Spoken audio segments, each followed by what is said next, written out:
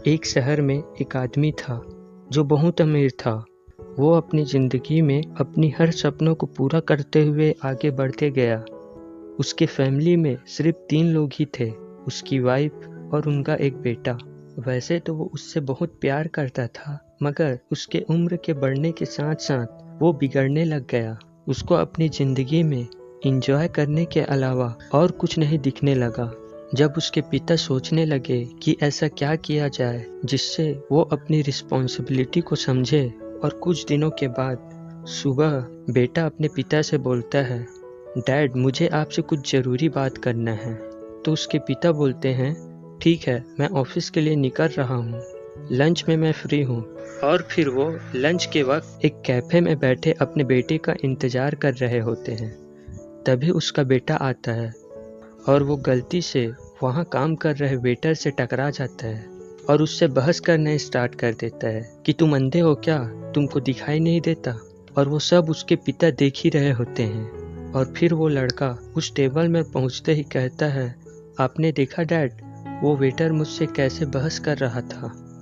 फिर पिता बोलते हैं, हाँ देखा मैंने, तुमको उससे माफ़ी मांगनी चाहिए थी। फिर बेटा, डैड आप ये कैसे बोल सकते हैं कि मैं उससे माफ़ी मांगूं? पिता, ये सब छोड़ो, तुम मुझे ये बताओ तुमको क्या बात करनी थी मुझसे। फिर लड़का बोलता है कि डैड मुझे कार चाहिए। पिता, तो तुम चाहते हो कि मैं तुम्हें नई कार खरीद कर दूं? बेटा, नहीं डैड, मैं ये नहीं चाहता। मैं चाहता हूँ कि आप मुझे एज ए गिफ्ट वो कार मेरे बर्थडे पर गिफ्ट करो।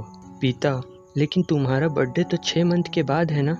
बेटा, हाँ डैड, मैं अपने सारे फ्रेंड को भी बता चुका हूँ कि मैं अपने बर्थडे में ये कार खरीद रहा हूँ।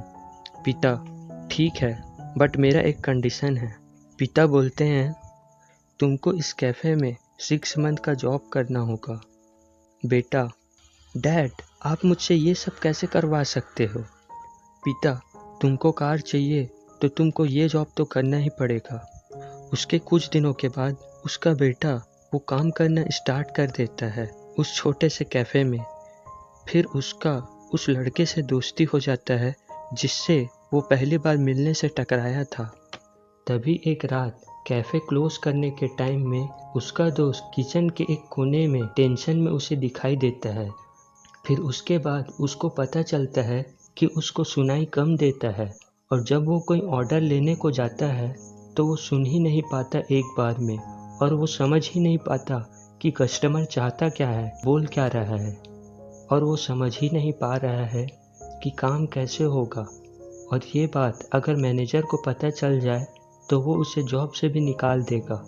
और उसको ये भी पता चलता है कि वो एक और जगह काम कर रहा है ताकि वो पैसा जमा करके जल्दी से जल्दी वो अपना इलाज करवा सके। तो वो उसको एक आइडिया देता है कि तुम जब भी ऑर्डर लेने के लिए जाओ तो तुम उस ऑर्डर को रिकॉर्ड कर लेना, मैं उसको सुन के वो ऑर्डर पास करते जाऊंगा। फिर ये काम का सिलसिला ऐसे ही स्टार्ट होता है। उस लड़के को उससे फिर बहुत सारी चीज़ें सीखने को भी मिलती है। उससे अब दोनों खास दोस्त बन चुके होते हैं। फिर एक दिन उसके पिता उस कैफ़े में आते हैं तो उनका बेटा उनसे ऑर्डर लेता है।